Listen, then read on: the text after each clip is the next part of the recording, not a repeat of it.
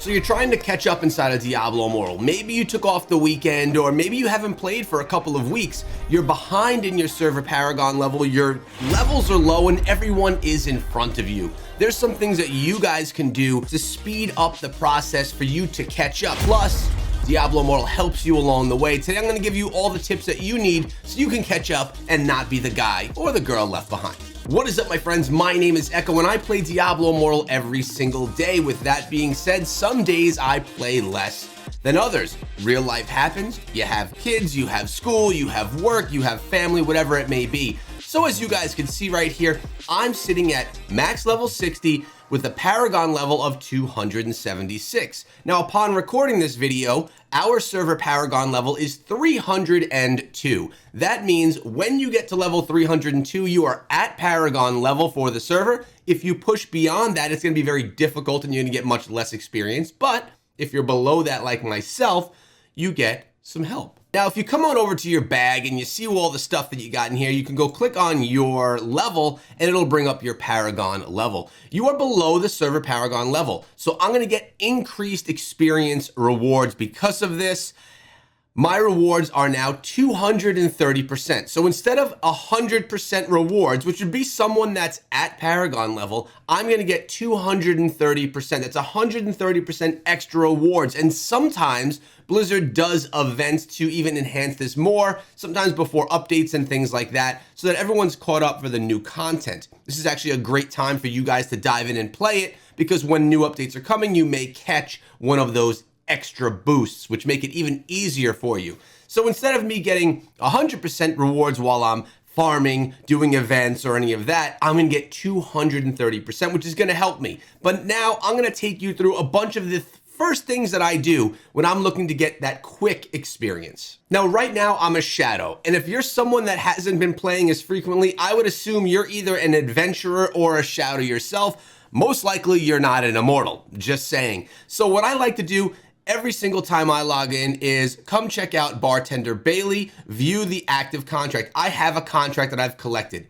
If I don't have a collected contract, come on over here, assuming you're a shadow, and get your contract. Notice it's gonna be giving me 324,000 experience, but I'm getting 230%. So this is gonna be more like 700,000 experience just from completing this one shadow contract, which is gonna be a really nice thing when you see, when you're really just trying to grind and push on through when you don't have that far to go. It's probably one of the easiest things that you can do as a shadow to get that experience quickly, and you get every week 3 of these, and then every day 1 additional. Now, if you're not a shadow, you can come on over here when it's time, and you can talk to the mysterious patron and sign up for the shadow lottery, which will get you to be a shadow and have these contracts available. If there's no other reason you want to be a shadow, that's a good reason itself. Now, if you look at the bottom of the screen, because you're so new, you don't even know when you're going to be leveling up, this green bar that you see on the bottom of the screen, once it reaches the other side, that means you are about ready to get your level up. So I'm nearly halfway there. Halfway would be right about here.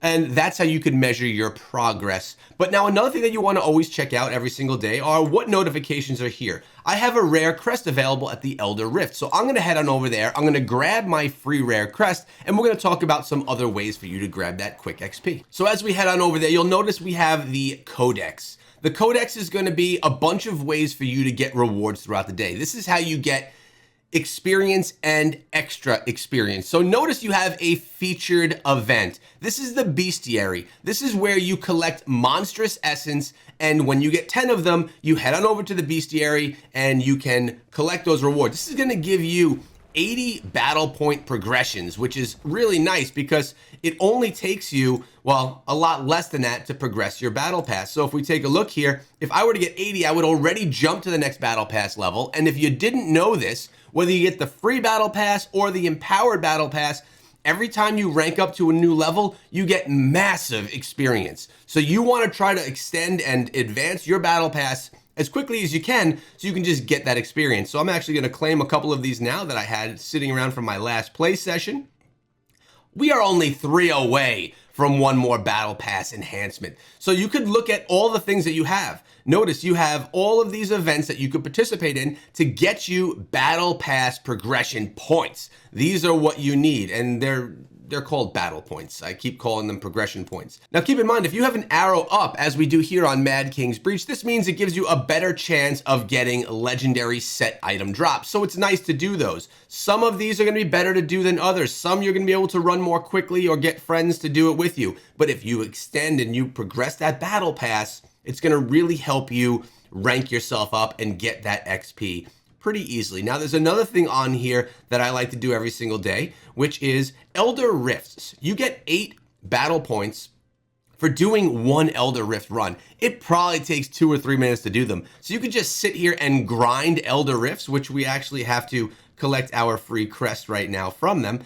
And you could do it with friends, you could do it solo, it doesn't matter. Plus, while you're doing that, you're earning Fading Embers, which if you don't know, you can come right over here and you could trade these Fading Embers in to get Fa runes, and that'll essentially, when you get 20 something of those, it turns into a legendary crest for you, so you can get yourself a free legendary gem, which is nice. But this is still not my favorite way. I'm gonna show you one other way to progress your battle pass every day, and to progress your XP, that is still not my favorite, but a great one, and that is challenge rifts. Assuming that you're not at a point where your power is just stuck and you can't go any further, challenge rifts, doing one of these a day is going to be beneficial. It's going to give you the XP you need. Plus, you're going to be getting the enigmatic crystals, which are the items that you need to upgrade your secondary gear. So if we take a look, all of the green gear we have over here, these are all set items. To upgrade these from level 6 to the next level, level 7, you need the enigmatic crystals. The best way to get them is from challenge rifts. Plus, you could mess around with being on leaderboards and things like that. But we are not done, because I think that the best way is the bounty board and the battle pass. Now, you'll notice I have my battle points, my bounty board events already collected. Typically, every day you get 8 of these. Notice, today is Saturday. On Friday, busy day at work, Halloween things we had going on with the kids. I did not do any of my bounty board events, which is why today I have 16 available. I could probably bang out all 16 of these in 20 to 30 minutes, depending on what they are. Very easy to do, and as you power through them, if you come on over here to the codex, notice you're going to be getting yourself rewards for the bounties. For each one you complete, you get 8 battle points. So that's going to be 32 for every 4 that you complete, which is going to, again, it's going to allow you to progress your battle pass and give you XP. So for me right now, I have a lot of opportunity. I could probably jump 2, maybe even 3 levels in battle pass just by doing my bounties, assuming I'd find some monstrous essence along the way, and that would help me get some nice progression as well. If you don't know what the monstrous essence is, it's in your satchel over here. And notice I have 3 of them right now. These drop randomly in the open world when you're out there farming or doing whatever it is you may be doing. And every day, make sure you do your bounties. But if you don't, you could stack up to 24 different bounties so that you're not losing them. So I'm not worried. Yesterday I didn't get to play really much at all. I played maybe for 10 minutes, didn't do any of the bounties, but I was able to collect my crest, collect all the things I needed to collect, and I'm not worried about losing them because you know what? You're gonna still be able to do them the following day. And if I don't the following day, I could do it the day after that. But also, we like to go to the Sanctum and we come in here every single day. Now, the reason we come into the Sanctum is because this is where we can really boost up our legacy of the Haradrim. And this is just another way to buff yourself along the way. So here, let me give you a look here.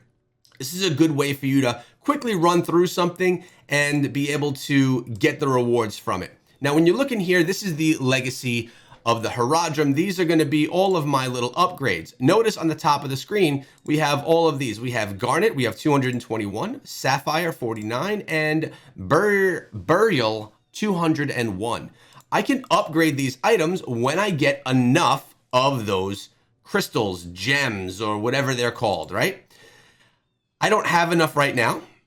But when we upgrade them, we get buffs, which are all shown over here on this side. How much extra buff? I'm given 144 extra damage, 1,280 extra life.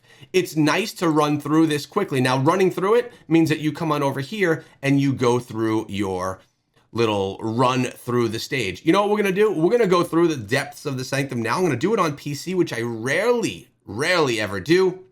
And then we're gonna collect the rewards towards the end. So let's zip through this and see what kind of rewards we get as we get on through. Look at this, just from the first kill of the day, you get your rewards as well. So those are nice and easily collected just from going through something like this, from getting one kill. You gotta make sure that you take advantage of that. All right, now notice this enemy just dropped an aspirant key. These don't get auto picked up, but they are important that you pick them up. So what we're gonna do right now is we are gonna pick up the aspirant key, because that is gonna allow us to open up more of these chests that you're about to see as soon as we finish this run. And look at this, here's another one for us. Beautiful.